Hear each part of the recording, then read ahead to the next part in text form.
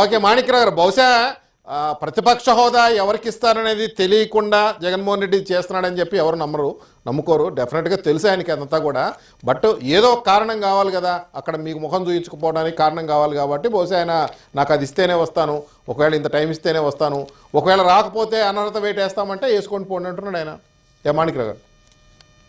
విజయ్ గారు, మీరు గతంలో జగన్మోహన్ రెడ్డి పరిపాలనలో ఉన్నప్పుడు సభ ఏ విధంగా జరిగిందో మనం అందరం కూడా చూసాం.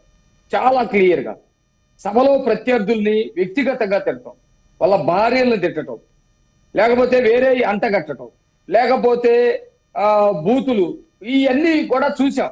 మేము జగన్మోహన్ రెడ్డి గారికి చెబుతున్నాం, సభ అట్లా జరగదు. జగన్మోహన్ రెడ్డి రావచ్చు సభకి, సభకు వచ్చి సభలో అడిగినటువంటి వాళ్ళు అడిగినటువంటి ప్రశ్నలకి మేము జవాబు చెబుతాం.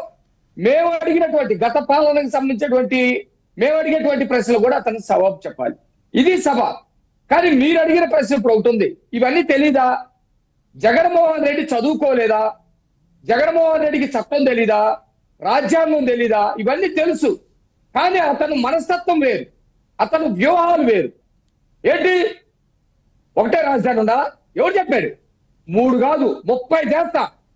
ఇది రాజ్యాంగ వ్యతిరేకంగా మాట్లాడాడు. శాసనసభ గొప్పదా, లేకపోతే కోర్టులు గొప్పయా, న్యాయ వ్యవస్థ గొప్పదా? తీసిపడేయండి ఆ కోర్టులే. ఆ కోర్టులో ఉన్న వాళ్ళంతా కమ్ముళ్ళు, కోర్టులో ఉన్న వాళ్ళంతా మాట్లాడుతున్నారు.